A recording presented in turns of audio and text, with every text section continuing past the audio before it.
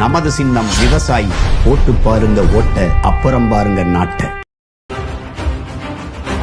கொலைவாளினை எடடா மிகு கொடியோர் செயல் அறவே. அஸ்ஸலாமு அலைக்கும் ஆஃபிக் பாய். வலைக்கம் சலாம் ரஹமத்துல்லாஹி வபரகாத்துஹு. சொல்லுங்கள் இமாம், எப்படி இருக்கீங்க? நல்லா இருக்கோம், நீங்கள் எப்படி இருக்கீங்க? அல்ஹம்துலில்லாஹ் நல்லா இருக்கிறோம். போன எது நமக்கான அரசியல் முடிஞ்சு நம்ம அடுத்த நாள் வீடியோ போட முடியல. ஆமாம், அதுக்கப்புறம் இப்போ தான் நமக்கு நேரம் கிடச்சிருக்குது. எது நமக்கான அரசியலுங்கிற நிகழ்வு நல்லபடியாக முடிஞ்சிருது. அதுக்கு வந்து நிறைய நம்மளுடைய தமிழ் உறவுகள் நிதி பங்களிப்புகள் செஞ்சாங்க. இஸ்லாமிய உறவுகள், தமிழ் உறவுகள் எல்லாருமே. அவங்க எல்லாத்துக்கும் நம்ம ஒரு நன்றியையும் வாழ்த்துக்களையும் தெரிவிச்சுக்கிடுவோம். மென்மேலும் இது மாதிரியான நிகழ்வுகளுக்கு நம்ம வந்து ரொம்ப ஆக்கப்பூர்வமாகவும் ஊக்கபூர்வமாகவும் தமிழர்கள்ட்ட நமக்கான அரசியலை கொண்டு போய் சேர்க்கறதுக்கு எல்லா உறவுகள்கிட்டையும் ஒரு வேண்டுகோளை வச்சுக்கிடுவோம். இப்போ நடக்கக்கூடிய செய்தி என்னன்னு கேட்டால், விஜயை எதிர்த்து சீமான் அரசியல் பண்ண ஆரம்பிச்சிட்டாரு அப்படிங்கிற, நம்ம ஏற்கனவே அதை பற்றி பேசியிருக்கோம். பெரியாரை தூக்கிட்டு எவன் வந்தாலும் அவனுக்கு அடிதான் அப்படின்னு சொல்லிட்டு. இது வந்து இப்போ ஊடகங்களில் பேசு பொருளாக இருக்குது. விஜயை வந்து எதிர்க்கிறதுக்கான காரணம் என்ன? திமுகவை எதிர்த்துக்கிட்டு இருந்தார், அதிமுகவை எதிர்த்துக்கிட்டு இருந்தார், பிஜேபி எதிர்த்தார். இப்போ எல்லாத்தையும் விட்டு போட்டு விஜய் மீது மட்டுமே தனியாக ஃபோக்கஸ் பண்ணுறாரு அப்படின்னு சொல்லிட்டு. விஜயை கண்டு அச்சமா சீமானுக்கு அப்படிங்கிற மாதிரி உங்களுக்கு என்ன தோணுது? விஜயை கண்டு அச்சமா அண்ணனுக்கு? அதாவது அவர் வந்து எம்ஜிஆரும் கருணாநிதியும் ஜெயலலிதாவும் உச்சபட்ச அதிகாரத்தில் இருக்கையிலேயே அவர் வந்து களம் கண்டவர். யாரா சொல்றியா? அண்ணன் சீமான். சீமான் அவர்கள் ஒரு ரசிகர் மன்றத்தை வச்சுக்கிட்டு ஒரு கொள்கையும் இல்லாமல், ஒரு கோட்பாடும் இல்லாமல், கொள்கை தலைவர்களில் ஒரு நிலையான கருத்தியல் இல்லாமல், மக்கள் மத்தியில் 15 நிமிஷமே பேசுகிறதுக்கு டைம் கொடுக்கக்கூடிய அரசியல்டா என்னென்னு பேசியே அரசாட்சியை பிடிச்ச நாடு நம்ம தமிழ்நாடு. 2 திராவிட பூதங்களையும் எதிர்த்து நெஞ்ச நிமித்தி நின்றவர் சீமான். அந்த இடத்துல கருணாநிதிக்கும் ஜெயலலிதாவுக்கும் முன்னாடி கையை கட்டி நின்றவர் விஜய். சாதாரண ஒரு வர்த்தகத்துக்காக கை கட்டி நின்றிருந்தா கூட நம்ம என்ன செய்யலாம்? பரவாயில்ல, மக்கள் நலனுக்காக அவன் மானத்தையே துஷ்பிரயோகம் நம்ம சொல்லலாம். என் படம் ரிலீஸ் ஆகட்டும், என்ன நான் யார்ட்டையும் சரண்டர் ஆக மாட்டேன்னு சொல்லியிருந்தா நம்ம வர்த்தகம் ஆஃப்டரால் ஒரு படத்தினுடைய ரிலீஸுக்காக 2 தலைவர்கள்ட்டையும் கை கட்டி வாய் திறக்காம நின்றவர் தான் விஜய். ஈழத்தமிழர்கள் பிரச்சனையில் பத்திரிகையாளர்கள் கேள்வி கேட்டதுக்கு நோ கமெண்ட்ஸ் அப்படின்ட்டு இலவசமாக பதில் சொல்லிட்டு போன ஆளு தான் இந்த. அதில் இன்னொரு காணொலி பார்த்தீங்கன்னா, ஈழத்தர்களுக்கு வசூல் பண்ணியிருந்தாங்க, நிதி வசூல். அதில் விஜய் சார்பாக கொடுக்கல, விஜய் ரசிகர் மன்ற சார்பாக 500 ரூபா கொடுத்துருக்காருங்க. அதை பெருசாக பேசப்பட்டது, சர்ச்சையாக்கப்பட்டது. அந்த 500 ரூபா கொடுத்த அதே காலகட்டத்தில் சிம்பு 5 லட்ச ரூபா கொடுத்துருக்காப்புல. இப்போ இதில் தான் நம்ம தமிழ் உணர்வை வந்து தெளிவாக பார்க்க முடியும். அதாவது வந்து ஒருவன் கலன் காங்காமல், அரசியல் கட்சியை உருவெடுக்காமல், மக்களை சந்திக்காமல், தன்னுடைய உணர்வை தன்னுடைய பொருளாதாரத்தின் மூலியமாக ஒருத்தர் சிலம்பரசன்கிற ஒரு உச்சபட்ச நடிகர் வெளியிடுறாருண்டா, அவருடைய தமிழ் தேசிய சிந்தனை, தமிழுடைய உணர்வு எப்படி இருக்குது? கட்சி ஆரம்பித்து, கொடி கட்டி, சின்னம் வச்சு, 2 மாநாடு போட்டு, தமிழருண்டா என்ன சுற்றுப்பயணம் வேற ஆரம்பிச்சு, அதுவும் 15 நிமிஷம் சனிக்கிழமை வீக்லி ஒன் டே. அதான் இது வந்து ஒரு ஒரு நடமாடும் பிக் பாஸ் நிகழ்ச்சி மாதிரி. நடமாடும் பிக் பாஸ் நிகழ்ச்சி. அது இப்போ ரெஸ்டாரண்ட்ஸ் ஆன் வீல்ஸ்னு போடுறாங்கல்ல, உணவகங்கள்லாம் வண்டியில் வச்சு சேல் பண்ணுறாங்கல்ல, அதுக்கு பேர் ரெஸ்டாரண்ட்ஸ் ஆன் வீல்ஸ் அப்படின்னு இங்கிலீஷில் சொல்கிறாங்க. அந்த மாதிரி பொலிட்டிக்கல் ஆன் வீல்ஸ். ஆமாம், அதாவது விடுமுறை அரசியல். ஆமாம், அதனால இந்த கேள்வியவே நான் முற்று முதலாக வெறுக்கிறேன். அதாவது ஒரு கொள்கைவாதி, ஒரு கொள்கை தலைவன் இன்னைக்கு இருக்கிற அரசியல் தான் என்ன, மக்களை அரசியல்படுத்துவது எப்படி அப்படிங்கிற ஒரு தாத்பீரியத்தோட திட்டமிட்டு இப்படித்தான் செய்யணும், இப்படி செய்யக்கூடாது, இது வேணும், இது வேணாம், இதுதான் கொள்கை, இது கொள்கை இல்லைன்னு தெளிவாக காய்நகர்த்தக்கூடிய ஒரு கட்சியினுடைய தலைவர் எங்கள் அன்புக்குரிய அண்ணன் செந்தமிழன் சீமான் அவர்களை கொண்டு போய் நேற்று மழை பெஞ்சதில் முளைச்ச ஈசல் புற்றிலிருந்து வந்த ஒரு ஈசலை வச்சுக்கிட்டு நீங்கள் கேட்குற கேள்விங்கிறது வந்து, நீங்கள் ஆலிம்சாங்கிறதுனால நான் விட்டுட்டு கடந்து போகிறேன். இல்லைன்னா நான் வன்மையாக எதிர்க்கிறேன். இதில் வந்து பத்திரிகையாளர்கள் வந்து ஒரு கட்சி தலைவன் இன்னொரு கட்சி தலைவனை ஏன் எதிர்க்கிறாங்கிற கேள்வியே ஊடக தர்மமற்ற கேள்வி. இப்போ ஸ்டாலின் மாதிரி நம்ம செய்ய முடியாது, எடப்பாடி மாதிரி நம்ம இருக்க முடியாது. ஏன்னு கேட்டால், நம்ம ஒரு புது அரசியல் வியூகம் அமைச்சு போகிறோம். அப்போ ஒரு ஆளுங்கட்சியாக இருந்தாலும் சரி, ஒரு கட்சியை எதிர்த்து பேசுவது தான், ஒரு கொள்கையை விமர்சிப்பது தான் இந்த ஜனநாயகத்தினுடைய அடிப்படை. அதில் என்ன அர்த்தத்தில் இந்த பத்திரிகையாளர்கள் இந்த கேள்வியை கேட்குறாங்கன்னு எனக்கு புரியல. யாரை எதிர்க்கணும், யாரை ஏற்கணும்? இல்ல, இது மாதிரியான கேள்வியை விஜயை பார்த்து இது வரைக்கும் கேட்கலையா? அவர்கிட்ட மைக்கே கட்ட முடியாது. நீங்க கட்சி ஆரம்பிச்சிருக்கீங்களா, உங்களை விட அருமையான கொள்கையை வச்சு ஆல்ரெடி சீமான் நிக்கிறாரு. அவரை விடவா நீங்க ஒரு உயர்ந்த கொள்கையை நீங்க கொண்டு வந்த போறீங்கன்னு விஜயை பார்த்து கேட்கல. என்ன சொல்றேன், இந்த அரசியல் விஜய் பண்றதுக்கு பெருசா வாகைப்பூ, தமிழ் தேசிய சிந்தனை உள்ள வண்ணங்கள், மஞ்சள், சிவப்பு, இதுக்கெல்லாம் போக வேண்டியது இல்ல. சிம்பிளா ஒரு வெள்ளை கொடியில திரிசாவோட படத்தை போட்டு போயிட்டே இருக்க வேண்டியதானே. திரிசாவுடைய கட்சினா இல்ல திரிசாவுக்கான அரசியல் தான் இல்ல அப்படித்தானே ஊடகம் பேசுதுங்கிறீங்களோ? போகுது. நான் என்ன சொல்றேன், இன்னமோ பெரிய யாரும் பண்ணாத அரசியல பண்ற மாதிரி அந்த வாகைப்பு, அந்த சின்ன வடிவமைப்பு அதெல்லாம் ரொம்ப ஆர்வம் காட்டிட்டு முதல்ல கொள்கையிலப்பா வடிவமைக்கணும். ஆமா, நீ யாரை எதிர்த்து அரசியல் அதான் பண்ண அண்ணன் கூட கேட்டாரு, நம்ம எதுக்கான அரசியல் முதல்ல உன் கொள்கை என்னன்னு சொல்லுப்பா. அது பிஜேபிக்கு எதிரானதா திமுகவுக்கு எதிரானதா நாங்க முடிவு பண்ணிக்கிறோம். அதுதான் அங்க உள்ள விஷயம். நீ யாருக்கானவன்ங்கிறத நாங்க எதிர் சிந்தனையில உள்ளவங்க உங்களை முடிவு பண்ணுவோம். நீங்க 1000 சொல்லலாம். ஆமா, எங்க கருத்தியல் போர்ல முடிவு பண்ணணும்ல ஒரு சரியான கொள்கை. ஒரு கட்சியின் தலைவன் வந்து ஒரு கொள்கை எடுத்து சுமக்க போகும்போது இவன் அந்த கொள்கைக்கு உடைமைப்பட்டவன் தான், உரிமைப்பட்டவன் தான், உணர்வு செய்ய முடியும் அப்படிங்கிற நம்பிக்கையை கொடுக்கறதா இருந்தா அது மக்கள் மத்தியில இருந்து அந்த குரல் வெளியே வரும். இப்ப நம்ம வந்து பாக்குறோம், எல்லாருமே எல்லா அரசியல் தலைவர்களும் அதுலயும் குறிப்பா நம்ம சீமான் அண்ணன் வந்து ஓய்வு இல்லாம அரசியல் பணி செய்யக்கூடியவர். ஆனா மத்த அரசியல் அந்த முதல் பேசுனதுல இருந்து ஒரு தொடர்ச்சியை முடிச்சிடுறேன். இப்ப சீமான் அண்ணன் வந்து நாம் தமிழர் கட்சிங்கிற தமிழ் தேசிய சிந்தனையை எடுத்து சுமந்து வர்றாரு 15 வருஷம். சரியா? அப்ப சீமான் சுமக்கிறது வந்து நாம் தமிழர் கட்சி அரசியல் தானா? அவர் உணர்வு பூர்வமா அதை செய்யறாரா, இல்ல சுயலாபத்துக்காக செய்யறாரா, இல்ல மக்கள் நலனுக்காக செய்யறாரா அப்படிங்கிறது சீமானை எதிர்ப்பவர்களை வச்சே நம்ம ஒரு முடிவு கொண்டுடலாம். அப்ப சீமானை எதிர்க்கிறது ஃபுல்லா யாரு? திராவிட கும்பல். அப்ப அண்ணன் எடுக்கிறது தமிழ் தேசிய அரசியல் தாங்கிறது தெளிவுபடுறதா? இது மாதிரி தான் விஜயனுடைய அரசியல். நீ என்ன கொள்கைங்கிறத சொல்லு. அத உன்னை அப்ப எதிர்க்கிறவன் யாருன்னு பார்த்தா நீ எடுத்த கொள்கை சரியா ஒரு தத்துவம் ஒண்ணு சொல்லுவாங்கல்ல, உன் நண்பன் யாருன்னு சொல்லி நீ யாருன்னு நான் சொல்லிக்கிறேங்கிற மாதிரி உன் கொள்கை என்னங்கறத சொல்லு. உன் கொள்கை பிஜேபிக்கு எதிரானதா யாருக்கு எதிரானதுன்னு நாங்க முடிவு பண்ணிக்கிறோம். உனக்கு அதான அடையாளம். நீங்க இப்ப எனக்கு அடையாளம்டா எனக்கு என்னுடைய முகம், என்னுடைய பாவனை, என்னுடைய தொப்பி, என்னுடைய வெள்ளை சட்டை, நான் மக்கள் மத்தியில எப்படி புலங்குறேங்கிறது என்னுடைய தொழில் என்ன அடையாளம். நீ அரசியல்வாதிக்கு உன் கொள்கை தான் அடையாளம். ஆமா, விஜய் வந்தாரு இத சொன்னாரு. இப்ப சீமான் வச்சுட்ட, கொடி வச்சுட்ட, அதுல யானையும் சின்ன வச்சுட்ட, மாநாடு 2 மாநாடு போட்டுட்ட, 3-4 மாநாடு போட்டுட்டேன், 3 ரெண்டாவது மாநாடு போட்டு 3வது மாநாடு திருச்சியில போட்டுருக்காங்க. சுற்றுப்பயணம் ப்ரோகிராம் ஷெட்யூல்டு வெளியிட்டு சுற்றுப்பயணத்தை துவங்கிட்டேன். இங்க இம்புட்டுலயும் எதை வச்சுப்பா பேசுவ? உன் கொள்கையை முதல்ல கொள்கையிலப்பா. அதான் கொத்து மேல கொட்டு போராட்டா என்னமோ உங்களுக்கு அதுதான் கொள்கை. அப்ப முதல்ல வடிவமைக்க வேண்டியது என்ன? முடிஞ்ச உடனே எல்லாத்துக்கும் பொரோட்டா தரட்டா. ஒரு தாய்க்கு ஒரு குழந்தை பிறக்குதுண்டா, முதல்ல பேர் வைக்கணும்.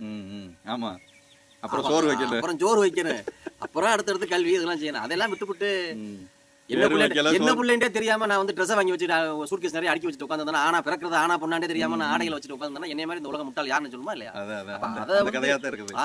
அரசியல்ல முதல்ல கொள்கை வடிவமைக்கணும். அந்த கொள்கையில எந்த கொள்கை, இப்ப நாம் தமிழர் கட்சியில தமிழ் தேசியத்துக்கு ஒரு கொள்கை இருக்க போகும்போது அதை சார்ந்து பண்ண போறோம்னா அவங்க விட்டத நம்ம கட்சியில தமிழ் தேசிய சிந்தனையில எதுவும் விடுறதுக்கு வாய்ப்பு இல்லை. எல்லாத்துக்கும் தீர்வை கொண்டு போயிட்டாரு அவரு. எல்லா பிரச்சனையும் பேசியாச்சு. அப்ப நீ நாம் தமிழர் கட்சியும் எனக்கு வந்து திமுகவும் திராவிட குழுவும் இரு கண்கள்டா. 2 கண்ணுல எது நீ என்ன படிச்சு தெரிஞ்சுக்கிட்ட 2 கண்ணுன்னு சொல்றதுக்கு? திராவிட கொள்கையை பத்தியா பேசுவேன். பார்வை உள்ள கண்ணா இல்ல குருட்டு கண்ணாங்கிறது தெரியணும்ல. அதான் சொல்றேன்ல, 2 கண்கள் இருந்தாலும் பார்வை ஒன்றுதான். புரியுதா உங்களுக்கு? அப்ப அந்த சிந்தனையே அவருக்கு இல்ல. நான் என்ன சொல்றேன், நீ உன் கொள்கையை பேசாட்டியும் கூட நாம் தமிழர் கட்சியினுடைய கொள்கை 2வது நீ பேசு. அது தேவைப்படுறது இந்த நாட்டுல, அது இந்த நாட்டுல தேவையில்லை. திராவிட கொள்கை தேவைப்படுறது தேவையில்லை. முதல்ல நீ கட்சி வைக்க வேண்டிய அவசியமே தமிழ்நாட்டுக்கு இல்ல. என்ன நீ எதை விட்டு அதை விட்டுட்டு இப்ப 15 நிமிஷம் நீ உன் கொள்கை இருந்தாவல நீ ஒரு 1/2 மணி நேரம் பேச முடியும். இல்ல ஆன்சர் ஷீட் இருந்தாவங்க क्वेश्चन பேப்பர் இருந்தாவங்க ஆன்சர் பண்ண முடியும். விட்டு தான் அடிக்க முடியும். இது என்ன மாதிரியான ஒரு ரிவர்ஸ்ல இருந்து போறாங்க இருந்து. அப்ப எப்படி உனக்கு பேசு பொருள் இருக்கும்? அத நான் சொல்ல வந்தேன். எல்லா தலைவர்களும் களப்பணி செஞ்சுட்டு வாரத்துல ஒரு நாள் ஓய்வு எடுப்பாங்க. இன்னைக்கு ஒரு நாள் ஓய்வு எடுத்துக்குருவோம், திங்கக்கிழமையில இருந்து ஆரம்பிச்சு நம்ம அடுத்த வாரம் ஃபுல்லா சுற்றுப்பயணம் செய்யணும். ஆனா இவரு சனிக்கிழமை மட்டும் வேலை செஞ்சுட்டு வாரத்துல 6 நாள் ஓய்வு எடுக்கிறாரு. இல்ல நீங்க தியேட்டர்கள் இருக்குல்ல, இது கலை ஃபார்முலா. இது வந்து ஆர்ட்ஸ் அண்ட் கல்ச்சர் ஃபார்முலா. அவங்க வந்து எப்படின்னு கேட்டா கலைத்துறை பண்பாட்டுத்துறை ப்ரோக்ராமோ மக்கள் பொழுதுபோக்கு சார்ந்த நிகழ்ச்சிகள் எப்பவுமே சனி ஞாயிறுகள்ல அதிகமா கவனம் செலுத்துவாங்க. ஏன்னு கேட்டா மக்கள் விடுமுறையில் இருப்பாங்க, பொழுதுபோக்குக்கு வீட்டுல இருந்து வெளியே போகணும்னு நினைப்பாங்க. அப்ப அதிகமான கூட்டம் வரும். அப்ப அந்த சனி ஞாயிறுகளை வச்சா நம்ம என்ன செஞ்சிடலாம், வியாபாரத்தை நம்ம வெற்றிகரமா பண்ணிடலாம் அப்படிங்கிற கான்செப்ட்ல மக்களை ஈர்ப்பதற்காகவும் அவங்களோட இலவுக்காகவும் வந்து விஜய்கிட்ட வந்து கூட்டம் வர்றதை வச்சு ஓட்டு வந்துடும் நினைக்க தப்பா கணக்கு போட வச்சிருக்கேன் போல, மனசுல ஆழமா பதிய வச்சிருக்காங்க. அவர் தூங்கிக்கிட்டு இருக்கையில போய் அவர் காதுக்குள்ள போய் அண்ணே நீங்க தானே அடுத்த முதலமைச்சர்னு சொல்லியிருக்காங்க. எவனோ சொல்லியிருக்காங்க, அவன் மட்டும் கையில கிடைக்கணுங்க. அவர் தூங்கிட்டு இருக்கையில போய் சொல்லியிருக்காங்க நீங்க தான். அது அந்த சப்கான்ஷியஸ் மைண்ட்ல போய் அவர் டிராவல் பண்ணிக்கிட்டே இருக்காரு. அவருக்கு என்னத்த சொல்றது, சும்மா அவர் வாடுக்கு உணர்ச்சியா பேச மாட்டேங்கிறாருன்னு சொல்லிட்டே தெரிஞ்சாங்க. கடைசியா அங்கிள்ன்றாரு, அதையும் தப்பா சொல்லிட்டாங்க. ஆமா, ஒரு முதலமைச்சர் அங்கிள்னு சொல்லலாமா அப்படின்னு. இப்ப முதலமைச்சர் வந்து சுற்றுலா பயணம், வேற சுற்றுலா பயணமா இல்ல வேற நாட்டுக்கான பயணமான்னு தெரியல. ஏங்க நீங்க என்னங்க பத்திரிகை செய்தியில ஃபுல்லா வந்து முதலீடுகளை ஈர்ப்பதற்காக உள்ள அரசியல் பயணம்னு சொல்லியிருக்காங்க, நீங்க என்னங்க சுற்றுலா இருக்கீங்க? இல்லங்க, எடப்பாடி போகும்போது தாங்க அது வந்து சுற்றுலா பயணம்னு நம்ம முதலமைச்சரே ஸ்டாலின் அவர்களே சொன்னாரு. இவர் போனது உண்மையாலுமே முதலீடுகளை ஈர்த்துட்டு வந்துட்டாரு, தெரியுமா தெரியாதா உங்களுக்கு? பார்த்தேன், நிறைய சூட்கேஸ்ல பண்ணிட்டு வந்துச்சுல. அப்படியா? அழிட்டு வந்தாரு பார்த்தேன். இதெல்லாம் சும்மா ஒரு வெத்து நடவடிக்கைங்க. ம். எதுக்காவது ட்ரீட்மெண்ட்டுக்கு போயிருப்பாரு, மருத்துவத்துக்காக அதுக்காக போயிருப்பாரு. சரி. இல்லைண்டா ஏதாவது ஒரு பர்சனல் கலைவிழாவில் விஐபியா கூப்பிட்டுருப்பாங்க, போயிருப்பாரு. ம். இதுதானே தெரியுதா என்ன முதலீடுங்க இவர் போயிட்டு வர போறாரு. ஏதோ ஈவேராவுடைய புகைப்படத்தை திறந்து வச்சதா கேள்விப்பட்டேன். ஈவேராவுடைய புகைப்படத்தை போய் எங்க போய் திறந்து வச்சாரு? அங்கேயே திறந்து வைக்கலாமே, ஒரு அறையில 4க்கு 4 அறையில. ஈவேராவுடைய புகைப்படத்தை போய் தனியா ஒரு பிரைவேட் ஃபங்க்ஷன்ல உள்ள ஒரு பிரைவேட் மஹால் பிடிச்சி அந்த மஹால்ல ஒரு பிரைவேட் காரிடாரா திறந்து வச்சிருக்காரு. இதனால மக்களுக்கு ஏதாவது இந்த செய்தியா வந்து லண்டன் பல்கலைக்கழகத்திலேயே பெரியாரை ஏத்திட்டோம் அப்படிங்க. இப்படித்தான் இந்த பெரியார் யுனெஸ்கோல விருது வாங்கினதெல்லாம் இப்படித்தான் வரும் போல. ஆமா, வைக்கம் வீரருங்கிற பேர் எப்படி வந்துச்சு? வைக்கம் வீரருங்கிற பேர் எப்படி வந்துச்சு இவருக்கு? இன்னுமா இவன் நம்மள எல்லாம் வைக்கத்துல உப்பு சத்தியாகிரகம் இதுல போய் போராட்டத்துல வந்து கலந்துக்கிட்டாரு பெரியார சொல்றாங்க. அவர் போனாரா? இல்ல, நான் என்ன செய்யறேன், இது வந்து ஊடகம் செய்யற தப்பா இல்ல முதலமைச்சர் செய்யற தப்பா? இது வந்து அந்த தீக்கா வந்து எப்படின்னு கேட்டாங்க, பேக் போன்ல இருந்துக்குங்க. இருந்துகிட்டு இந்த நாட்டுல அப்ப வந்து இந்த பகுத்தறிவு கல்வி அறிவு பெற்றவன் நல்லா அறிவு உள்ளவன் அப்படிங்கிற மாதிரி இந்த தீக்காங்கிறவங்க என்ன செஞ்சாங்கன்னா தன்னை கட்டமைச்சுக்கிட்டாங்க. அவங்க இந்த சூப்பா வீரமணி, கி வீரமணி, சூப்பா இந்த மாதிரியான ஆட்கள், சுபவி இந்த மாதிரியான ஆட்கள்லாம் என்ன செய்வாங்க அப்படின்னு கேட்டா அப்படியே இந்த செய்திகளை கசி விடுறது. அவர் அதை செஞ்சாரு, இதை செஞ்சாரு, அப்படி செஞ்சாரு. அது அந்த காலத்துக்கு சரியா அவர் அன்னைக்கு சீமா இந்த காலத்துக்கு அது சனம் நம்பி இருக்கு. சீமா இல்ல இன்னைக்கு சீமா மாதிரி. சீமானுக்கு பின்னாடி 30 சீமா இருக்கு. ஆமா, இவங்கள தப்பிச்சு 36 லட்சம் சீமா இருக்கு. அப்ப இவங்கள்ட்ட இருந்து அவர் தப்ப முடியுமா? காலம் தப்பி போகும். சும்மா கருத்து. ஆனா அந்த தைரியத்தை பாராட்டணும்ல. 36 லட்சம் சீமான ஒரு சீமான உருவாக்கி இருந்தாலும் இந்த 36 லட்சம் சீமானுக்கு மத்தியிலையும் நம்ம ஒரு பொய்யை வந்து பரப்ப முடியும்னு ஒரு தைரியம் இருக்கு பாருங்க. அது வந்து மீடியா பலத்தை வச்சு செய்யறாங்க. அதெல்லாம் ஒரு நாள் தாங்காதுங்க. ஒரு நாள் சாட்டையா இருக்கையில மாடிச்சுனா தாங்காதுங்க. சாட்டை அந்த இது மழை பெய்ய போகும்போது சாயம் ஒளிர மாதிரி அந்த சாயம் சாட்டை என்ன கையெல்லாம் சிக்கிச்சுன்னா ஒரு நாள் தாங்காது. இன்னைக்கு உள்ள யூடியூப் பவர்ல. ஆமா ஆமா, அதெல்லாம் ஒரு தும்சம் பண்ணி விட்டு போயிருவாங்க. அவர் தான் எல்லாத்தையும் போட்டு முகத்தை கிழிச்சிடுறாரு. ஹாட் நியூஸ் அவர் தாங்க ரிலீஸ் பண்றாரு. செய்தியாளர் அவர் ரிலீஸ் பண்றேன். இல்ல நான் இந்த காணொலியில பதிவு செய்யறேன். சாட்டை துரைமுருகன்ங்கிற ஒரு அந்த சாட்டைங்கிற அந்த சேனலை வச்சுக்கிட்டு அண்ணன் சாட்டை Duraimurugan hot main stream media உடனே அந்த செகண்ட்ல வெளியாக்க வேண்டிய செய்தியை இவர் வெளியாக்கிடுவாங்க. நீங்க பாருங்க. இல்ல, மெயின் ஸ்ட்ரீம் மீடியாவுக்கே டஃப் கொடுக்குறாரு. மெயின் ஸ்ட்ரீம் மீடியா அப்புறம் தான் வரும். அது எடிட்டோரியல் போய் அங்க போய் ஆடிட்டர் போட போய் ஓனர்ட்ட போய் அங்க வந்து பேரம் பேசி இந்த நியூஸை போடவா எத்தனை லட்சம் கொடுப்பீங்க போடாம இருக்கிறதுக்குன்னு பேரம் பேசி அது எல்லாம் முடிஞ்சு வாரத்துக்குள்ள எங்க அண்ணன் போட்டு தரிச்சு விட்டுருவாரு. இது அதெல்லாம் மறைக்க முடியாதுங்க. ஒரு நாள் தாங்க. ஒரு நாள்ல உடைச்சு குப்பையா போயிடும். இப்ப இந்த முதலமைச்சர் செய்யக்கூடிய இந்த விளம்பர திட்டங்களையும் ஒரு சாதாரண அப்பாவி சனங்கள் இது நம்புது. இது உண்மையாலுமே தேர்தலுக்காக வேண்டி தான் இதெல்லாம் செய்கிறாருங்கிறது அவர் அறியாமல் ஏதோ மக்களுக்கு நல்லது செய்யணும்னு சொல்லிட்டு செய்கிறாரு போல். இது என்னமோ விஜய் சொன்ன மாதிரி நாங்கள் குழந்தைகளுக்கு நல்லது செய்வோம், பெண்களுக்கு நல்லது செய்வோம், முதியவர்களுக்கு நல்லது செய்வோம், ஊனமுற்ற மாற்றுத்திறனாளிகளுக்கு நல்லது செய்வோம் அப்படின்னு சொல்ல மாதிரி இவர் நம்ம முதலமைச்சர் வந்து உங்களுக்கான தலைவன் அந்த பேரே வாயில் வரமாட்டேங்குது. 1 2 இருந்தால் நினைவுல நிற்கும்.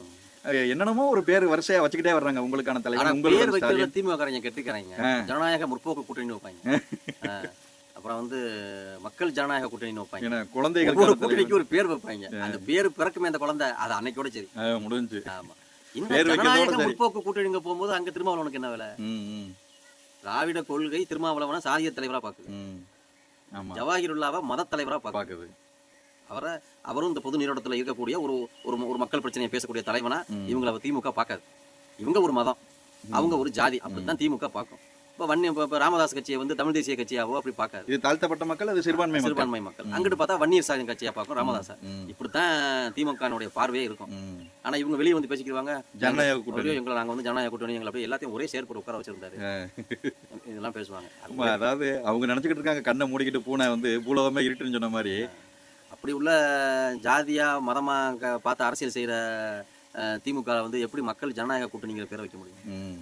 ஜனநாயகம்டா என்ன? ஆனா ஒரு அறிவார்ந்த பொதுமக்கள், ஒரு இளைஞர்கள் கூட்டம் உங்களை எல்லாம் வந்து அப்புறப்படுத்துறதுக்கு உண்டான வேலையை செஞ்சுக்கிட்டு இருக்குங்கிறத இவங்க எல்லாம் உணர மறுக்கிறாங்க. இல்ல அதுதான், அதாவது மக்கள் வந்து நம்ம நினைக்கிறோம் ஒரு அரசியல் கட்சி தான் மக்களை வந்து வழிநடத்துறோம்னு நம்ம நினைக்கிறோம். இப்ப நான் ஒரு கட்சியில இருக்கிறேன், நீங்க ஒரு கட்சியில இருக்கிறீங்க, இன்னொரு கட்சியில இருக்கிறா அவங்க உங்க கட்சி தான் மக்கள் வழிநடத்தி கொண்டு போறோம் அப்படின்னு நம்ம நினைக்கிறோம். இயற்கை வந்து சில விஷயங்களை தயார் பண்ணும். புரியுதா உங்களுக்கு? அப்போ இப்போ இந்த அறிவியலாளர்கள்லாம் சொல்றாங்க இந்த சுனாமி, இந்த பெரும் சாவுகளை கொடுக்கக்கூடிய கொடூர நோய்கள் இதெல்லாம் வந்து இயற்கையை சமநிலைக்கு உட்பட்டு. அதான் அண்ணனே சொல்லுவார், இயற்கை வந்து எந்த சாம்ராஜ்யமும் இந்த மண்ணில் நிலைச்சு நின்றதா இல்ல. இயற்கை வந்து தன்னை சமநிலை செய்து கொள்வதற்காக தான் சில பேரிடர்களை என்ன செய்யுது ஆங்காங்கே உருவப்படுது. அது மாதிரி இயற்கையே மக்களை தயார்படுத்தும். அது தயார்படுத்த போகும்போது இதையெல்லாம் ஒருமுகப்படுத்தி பண்றதுக்கு தேவைப்பட போகும்போது தான் ஒரு தலைவன் பிரசரிப்பாங்க. அப்படித்தான் வரும். அதனால தலைவர்கள் உருவாகி ஒரு மக்களை திரட்டுறது இல்லை, மக்கள் திரண்டு தான் ஒரு கொள்கையாகவும் ஒரு தலைவனையும் பிரசுரிக்கிறாங்க. அப்ப அது பேக்ரவுண்ட்ல நடந்துகிட்டு இருக்கும். அது எந்த சன் நியூஸையும் காட்ட முடியாது, எந்த ஜெயா நியூஸ்லையும் காட்ட முடியாது. அது இயற்கையே வழி நடத்தும். அப்ப வரப்போகும்போது அந்த சித்தாந்தம் மாறி ஆட்டோமேட்டிக். பெரிய கோல வச்சுக்கிட்டு இருக்கிற சித்தாந்தம் 60 வருட கால பாரம்பரியம் சித்தாந்தம்னா தவிடுபடியாகி அப்படியே ஆமா, விஜயநகர பேரரசு விழுந்திருக்கு, ரோம பேரரசு விழுந்திருக்கு, ஏன் ராஜராஜ சோழ பேரரசு விழுந்திருக்குது. எல்லா பேரரசுகளும் விழுந்திருக்கு. அது அது மாதிரி ஆமா, அது விழுவதற்கான காரணம் அந்த கொள்கையில உள்ள ஒரு சின்ன கல்லு தான். ஆமா, அதுதான் தன் சாம்ராஜ்யத்தை சரிச்சு விழுவை. இது இது நம்ம முகலாய பேரரசு வீழ்ந்திருக்குது, பிரிட்டிஷ் பேரரசும் வீழ்ந்திருக்குது. இந்த திராவிட பேரரசுலாம் ஏமாத்துறோம். ஆமா, நேத்து ஒரு நிகழ்வு போயிருந்தோம். அப்ப அங்க உள்ள ஒரு வெளிநாடுகள் சென்று வந்து இப்ப லோக்கல்ல தொழில்துறை பண்ணிட்டு இருக்கக்கூடிய ஒரு இஸ்லாமிய நண்பர்கள் ஒரு 10-20 பேரை சந்திக்கக்கூடிய சூழ்நிலை வாய்ப்பு கிடைச்சது. சரி. அப்ப அதுல பேசிட்டு இருக்க போகும்போது அப்படி டீ வாங்கி குடிச்சிட்டு அப்படியே பேசிக்கிட்டு வந்தோம்னு வச்சுக்கோங்களேன், பொழுதுபோக்கா பேசிக்கிட்டு வச்சுக்கோங்க. அதுல ஒருத்தர் வந்து ரொம்ப உணர்ச்சி பூர்வமா என்ன இஸ்லாமிக் இயக்கங்கள்லாம் வந்து தனித்தனியா நிக்கிறாங்க, எல்லாரும் ஒன்னா சேர்ந்து அப்படின்னு ரொம்ப உணர்ச்சி பூர்வமா பேசிக்கிட்டு. நான் சொன்னேன், அதான் புரட்டியே குடிங்க, எல்லா இஸ்லாமிக் இயக்கங்களும் கூடி என்ன மீளாசிரியர் நடத்தவா இல்ல ஏர்வாடியில கந்திரி நடத்தவா? அது கூட செய்ய முடியாது. அதுல ஒருத்தன் செம்பரியாடு வெட்டுவோம், ஒருத்தன் வெள்ளாடு வெட்டுவோம். எல்லா இஸ்லாமிக் இயக்கங்களும் கூடி ஒரு ஜனநாயக கட்டமைப்புல என்ன செய்வீங்கன்னு எல்லா இஸ்லாமிய இயக்கங்களும் கூட மாட்டாங்க. அவன் சீட்டு முக்கியம், அவன் சீட்டு முக்கியம். எப்படி கூடுவான்? அவன் லாபம் முக்கியம், அவன் இயக்கத்தினுடைய பேர் முக்கியம். அவன் தலைமையில் அந்த கூட்டணி அமைஞ்சாதான் அவன் போய் சூட்கேஸ் வாங்க முடியும். நீ மக்கள் தான் புரிஞ்சுக்கிறணும். அவன் கட்சியை காப்பாத்த கட்சி ஆரம்பிச்சானா இல்ல அவனை காப்பாத்த கட்சி ஆரம்பிச்சானா இல்ல மக்களை காப்பாத்த கட்சி ஆரம்பிச்சானா மக்கள் தான் முடிவு பண்ணணும். சொல்றேன்ல, இப்ப நாம் தமிழர் கட்சி அண்ணன் ஆரம்பிச்சிருக்காரு. அவர் ஆரம்பிச்சது நாம் தமிழர் கட்சியினுடைய கொள்கைக்கு சரியானால, அந்த கொள்கை சரியானங்களா அவங்க எதிர்க்கிறவங்களை வச்சு நம்ம அடையாளம் கண்டுக்கிறோம்ல. திராவிடம் ஃபுல்லா எதிர்க்குது, அப்ப இது தமிழ் தேசிய சிந்தனை உள்ள கட்சி தாங்க நம்ம அடையாளப்படுத்துவோம். அது மாதிரி பிரைம் ரியல் எஸ்டேட் பாயிண்ட், அதாவது அதி தீவிர வளர்ச்சியில உள்ள அந்த ரியல் எஸ்டேட் இடத்துல, அதாவது மவுண்ட் ரோட்ல உள்ள முக்கியமான ஒரு இடத்துல வக்ஃப் போர்டு ப்ராப்பர்ட்டியில அண்ணா அறிவாலயத்தை கட்டியிருக்காங்க. அந்த கட்டிருக்கு தன் கட்சி ஆபீஸ் அதை கட்டிருக்கு, அவன்கிட்டயே போய் வக்ஃப் சொத்தை மீட்டு கொண்டு கேட்கறாங்க இஸ்லாமிக் தலைவருக்குள்ள. அப்புறம் இது என்னங்க? என்ன யோசிக்கங்க, நீங்க யோசிக்கங்க. இது நேற்று அண்ணன் சொன்ன மாதிரி தான் இருக்குது. எது திமுகவை எதிர்க்கிற சரி, அந்த திமுகவை ஆரம்பிச்சார அண்ணாவை கொள்கை தலைவர் தூக்கிட்டு வர்ற, அதிமுகவை எதிர்க்கிற சரி, அந்த அதிமுகவை ஆதரிச்ச எம்ஜிஆர் தூக்கிட்டு வந்து 2 பேர்த்தையும் கொள்கையை அனுப்பிட்றிய, என்னைய கொள்றதுக்கு என் அப்பன்டையும் வர வாங்கிட்டு வருவியாடான்னு சொல்லிட்டு கேட்டாரு. இந்த நாட்டுல திமுக வளர்றதுக்கு அது மாதிரி இஸ்லாமியர்கள் முக்கிய பங்குங்க. வக்ஃப் சொத்தை திருடனுண்டு போய் வக்ஃப் சொத்தை மீட்டு கொடுங்க, வக்ஃப் வாரியத்துக்கு வந்து டேய் யாரடா காமெடி ஆக்குறீங்க? தெரியுதா இஸ்லாமிக் இயக்கங்களுடைய அந்த கொள்கை என்ன இருக்கு, என்ன எதற்காக அவங்க அரசியல் செய்யறாங்க தெரிஞ்சுக்கிட்டீங்களா? இவங்களால என்ன முடியுங்கிறது தெரிஞ்சுக்கிட்டீங்களா? திருடவன்ட்ட போய் பொருளை மீட்டு கொண்டு வர முடியுமாங்க? அவன்கிட்ட போய் அந்த உரிமையை பேச முடியுமாங்க? பெரிய துயரம். இதுதான் சிக்கல். இந்த நுணுக்கமான அரசியலை புரியாமத்தான் இஸ்லாமியர்கள் ஒண்ணு சேரணும். நாம எல்லாம் வந்து நீங்க டீ கடையில ஒருத்தன் அதே டீ கடையில தாங்க ஒருத்தன் பேசிக்கிட்டு சொல்றாங்க, நீங்க என்ன இப்படி சொல்றீங்க, அவர் இஸ்லாமியர்களுக்காக என்ன செஞ்சிருக்காரு தெரியுமா? அப்படி சாதாரண சொல்லிட்டு போறாங்க. வா தம்பி தமிழர் வை என்ன செஞ்சாங்கன்னு சொல்லு அப்படின்னா, நம்ம ஓட்டு போடுறோம் வைக்கிறோம் சொல்றோம், நமக்கு டேய் என்ன செஞ்சாருன்னு சொல்லு. நீ கேள்விப்பட்டதெல்லாம் சொல்லாத, என்ன செஞ்சாரு? 3.5% இடஒதுக்கீடு. அதனால நீ என்ன பயனடைஞ்ச? 60 வருஷ காலம் ஓட்டை வாங்கிட்டு வெறும் 3.5% இடஒதுக்கீடு கொடுத்துட்டான்னு நீ பெருமைப்படுற. 3.5% இடஒதுக்கீடு திமுக கொடுத்து உனக்கு யாரு சொன்னா? சரி, அது திமுக கொடுத்துச்சு. திமுக அறிவிப்பு செஞ்சுச்சு, அதை செய்யறதுக்கு துணிஞ்சு அதுக்கு ஆவணம் செஞ்சது, அதுக்கு கலெக்டருக்கு கொடுத்து எல்லாம் பண்ணது அம்மையார் ஜெயலலிதா. ஆமா, துரதிருஷ்டவசமா அதை வந்து இம்ப்ளிமெண்ட் பண்ற சமயத்துல தோத்து போயிட்டாங்க. ஆமா, ஊழல் வழக்குல சிக்கி தோத்து போயிட்டாங்க. சரி, நீ சொன்ன மாதிரி திமுகவே அறிவிப்பு செஞ்சதை நீ நம்புற. அப்ப இந்த திமுக தான் செஞ்சிச்சுங்கிறத கடத்தி கொண்டு போறது யாரு? இப்ப அரசியல்ல பாத்தீங்கன்னாக்க ஒரு பாலம் அடிக்கல் நாட்டப்படுறது ஒரு ஆட்சியில இருக்கும், ஒரு ஆட்சியில. ஆமா, அது திறக்கப்படுறது மற்றொரு ஆட்சியில இருக்கும். ஆமா, யாரை பாராட்டுவேன்? திறக்கிறவே ஒருத்தனா இருப்பேன், அவன் அடிக்கல் நாட்டினதுனால அதை கடப்புல போடுறது இன்னொரு ஆட்சியில நடக்கும். அப்ப ஒருத்தன் அடிக்கல் நாட்டிருக்காண்டா, அந்த சிந்தனை வந்தது எவன் அடிக்கல் நாட்டினானோ அது அவனுக்கு சொந்தமானது. ஆமா ஆமா ஆமா, அதுக்கு ஃபண்ட் ஒதுக்கி அதுக்கு அலாட் பண்ணி வேலைகளை அதற்கான திட்டமிடல் அவன் தான் செஞ்சிருப்பான். அப்ப அவன்லாம் பாராட்டுக்குரியவனே, அவன்லாம் நம்ம நன்றிக்குரியவனே, அவன்லாம் நம்ம பெருமைக்குரியவனே, போற்றுதலுக்குரியவனே. அதை விட்டு ஆவணம் செஞ்ச, அதுக்கு எல்லா பக்குவத்தையும் செஞ்சு, அதுக்கு அந்த மைண்ட் செட்டுக்கு கொண்டு வந்து அதிகாரிகளுக்கு வெள்ளை அறிக்கை தாக்கல் பண்ணி, அதுக்கு ரெக்கார்ட்ஸ் ரெடி பண்ணி, அதுக்கு ஆவணம் செஞ்சு எல்லாம் செஞ்சு வச்ச ஜெயலலிதாவை விட்டுவிட்டு இந்த திமுக உடனே அடுத்து இந்த திமுக ஆட்சிக்கு வந்துருச்சா, இந்த இஸ்லாமிக் இயக்கங்கள் ஃபுல்லா அப்படியே திமுக தூக்கி தலை வச்சுக்கிட்டாங்க. எப்படி 3.5%? நான் இப்போ சமீப காலத்துல இருந்து நினைச்சு பார்த்தேன், பி ஜெயலலிதா ஜெயலலிதா அவர்கள் இருக்கும்போதே ஒரு பெரிய ஆர்ப்பாட்டத்தை எல்லாம் பண்ணியிருக்காரு. அப்பவே அவர் திமுகவுடைய கைக்கூலியா செயல்பட்டு இருக்காரு. ஜெயலலிதா அவர்கள் ஆட்சியில இருக்கும் போகும்போதே இஸ்லாமிக் தலைவர்களுக்கு என்ன அடிமை தடத்துல இருக்குன்னு கேட்டா, நம்ம புரிஞ்ச மட்டும் எப்பவுமே அதிகார வர்க்கத்தோடயே நம்ம பயணிச்சிடணும். அது நம்மளை பாதுகாத்துறோம்னு நினைக்கிறேன். கூட பிரச்சனை இல்ல, திமுகவோட தான் துணை நிக்கணுங்கிற ஒரு முடிவுல இருக்காங்க. அது வந்து நம்மளை பாதுகாத்துறோம்னு நினைக்கிறேன். அப்ப என்னத்தை பாதுகாத்துற போகுது அப்படின்னு பார்த்தா, இந்த விழாக்களுக்கு செல்றது, இந்த தான் ஒரு விழா வச்சா கூப்பிட்டு ஒண்ணு வர்றது, ஒரு தகைசார் விருது கொடுக்குறது, இந்த தகைசார் விருது வச்சு என்னங்க செய்ய? அதே எனக்கு ஒன்றும் புரியல. என்ன தகைசார் விருதுனா என்ன எனக்கு ஒன்றும் புரியல. நான் முனைவர்கள்ட்ட யாரையாவது கேட்டு பார்க்குறேன் அதுனா என்ன. என்னத்தையாவது ஏங்க செய்ய வேண்டிய விஷயம் எப்படியா இருக்கு, அதை விட்டு தகைசார் விருதை வச்சு என்னங்க செய்ய நாக்காங்க வலிக்க. அது சொன்ன மாதிரி அந்த 3.5 அந்த விருதை கொடுத்த உடனே அப்படியே இவங்களுக்கு உச்சபத்துல பயந்துருவாங்க, அப்படியே பறந்துருவாங்க, அப்படியே போயிட்டோம்னா மேல கீழே பார்த்தா ஆகா தலையில தான் நிக்கிறோம். இதுதான் கற்பனை உலகத்துல மாயா வாழ்றாங்க. அதான் அவங்களும் என்ன செய்யறாங்க, இவங்களுக்கு ஒரு விருது கொடுத்தாங்க. தகைசல் விருது கொடுக்கறதுக்கு முன்னாடி இந்த 3.5 இந்த இஸ்லாமிய சமூகம் என்ன பயன் அடைஞ்சிச்சுங்கிறத ஒரு பட்டியல அந்த விருது கொடுங்களேன். 3.5 விருதுன்னு ஒரு விருது. நான் என்ன சொல்றேன், மலையா இருக்கிறோம்னு முடிவு பண்ணிட்டோம். ஏன் காசு போட்டு கயிறை கட்டி இழுப்பானே, மயிரை கட்டி இழுப்பான், வந்தா மயிறு போனா மலை. நீ கேட்கணும்னு முடிவு பண்ணிட்ட. எங்களுக்கு எவ்வளவு இருக்குங்கிறத எண்ணி குறியான்னு சொல்லிட்டு போ. அதான் அண்ணன் சீமான் சொல்றாரு. நீ ஒரு விருது ஒரு தலைவர் வாங்கிட்டதுனாலே இஸ்லாமிய சமூகத்துக்கு எல்லாம் கிடைச்சிருச்சுன்னு நீ ஏன் அதை 3.5 ஏலமா கேக்குற? நீ முதல்ல 3.5 கேட்போம், அப்புறம் 7.5 கேட்போம், அப்புறம் 12 ஏலமா. நீ எவ்வளவு இருக்கேன்னு பாரு. ஒரு அரசு கடமை. நீ இவ்வளவு இருக்க, அதான் என்ன சொல்றாரு, நீ கொடுக்காத, எண்ணி கொடு, அள்ளி கொடுக்காத, அளந்து கொடு. நீ எனக்கு 3 வேணாங்கிறேன். என் கருத்தை சொல்றேன். 3.5% இடஒதுக்கீடு யாருக்கு பலன் பெறுது? எனக்கு வேணாம். நான் தமிழ் முஸ்லீம், எனக்கு தனியா இடஒதுக்கீடு கொடு. எனக்கு இப்ப நம்ம மொத்தத்துல தமிழ்நாட்டுல முஸ்லீம்கள் எவ்வளவு பேர் இருக்காங்க என்ன, அதுல உருது பேசும் முஸ்லீம் எவ்வளவு என்ன, அதுல தமிழை தாய்மொழியாக கொண்டவங்க எத்தனை பேர் என்ன, பிற மொழியில தெலுங்கு பேசுற இஸ்லாமியர்கள் எவ்வளவு என்ன, மலையாளி இஸ்லாமியர்கள் எவ்வளவு என்ன, மொத்தத்துல மொத்த இஸ்லாமிய கூட்டுத்தொகையில அப்புறம் நீ எவ்வளவு இருக்க முடியும், அதுக்கு தகுந்த இடஒதுக்கீடு கொடு. இதை விட உனக்கு வேற என்ன வேலை? என்ன வேலை உனக்கு? 60 வருஷமா நாங்க ஓட்டு போட்டுருக்கோம், என்ன வேலை உனக்கு? 15 வருஷமா நாம் தமிழ் கட்சிக்கு நாளம் போட்டுக்கிட்டு இருக்கீங்க. அதுக்கு முன்னாடி 26ல ஜெயிச்சிருவோங்கிற மட்டும் கனவுல கூட நினைச்சு பாத்துறாத. இப்ப நம்ம எதுக்கான அரசியல் நடத்தினோம்ல, அதுல நிறைய இமாம்கள் வர்றதுக்கு முடியாட்டாலும் உங்களுக்கு தெரியும், இமாம்கள் எல்லாம் போயிருப்பாங்க. ஆனா நிறைய இமாம்கள் ஆதரவு தெரிவிச்சாங்க. எனக்கு தனிப்பட்ட முறையில தொடர்பு கொண்டு நல்ல ஒரு நிகழ்வை நீங்க ஏற்பாடு செஞ்சிருக்கீங்க. கண்டிப்பா இது செய்ய வேண்டியது. நல்ல கேள்விகளுக்கு அவரும் பதில் சொன்னாரு. குறிப்பா இந்த 26ல சீமான் அவர்களுக்கு ஒரு வாய்ப்பு கொடுக்கறதுக்கான முயற்சியை செய்யலாம்னு சொல்லிட்டு, நான் எதிர்பார்க்காத இமாம்கள்லாம், வயசுல மூத்தவங்க, அறிவுல கல்வியில மூத்தவங்க எல்லாம் எனக்கு போன் அடிச்சு இந்த விஷயத்தை சொன்னாங்க. இதுல அதான் சொல்றேன்ல, மக்கள் வெறுப்படைய இன்னும் ஒரு மாற்று சக்தியை தேடுவாங்க. ஆனால் அந்த சாமானிய மக்கள் அந்த மாற்று சக்தியை தேடுற அந்த உணர்வை இந்த இஸ்லாமிக் இயக்கங்கள் என்ன செய்வான்னு கேட்டா, தனக்கு உண்டான தேவைகளை பூர்த்தி செஞ்சுக்கிட்டு என்ன செய்வான்னு கேட்டா அப்படியே மடைமா சுய தேவையை நிறைவேற்றிக்கிறாங்க. சமுதாய தேவையை நிறைவேற்ற, சமுதாய தேவைங்க என்னங்க இருக்கு? என்ன சமுதாயம் இருக்குங்க? அந்த சமுதாய தேவையை நிவர்த்தி பண்றாங்க. வக்பு சொத்தை காப்பாத்துறதுக்கு போய் வக்பு சொத்தை ஆட்டையை போட்டவன்ட்டே மனு கொடுப்பாங்களா? அதானே பாப்போம். மக்களுக்கு கேலி கூத்துங்க. நம்மளால முடிஞ்ச விழிப்புணர்வு இஸ்லாமிய மக்களுக்கு கொடுத்துக்கிட்டே இருப்போம். போர்வால் வீரர்களுக்கு நன்றியும் வாழ்த்துக்களையும் தெரிவிச்சுக்கிறோம். நன்றியும் வாழ்த்துக்களும். நாம் தமிழர்.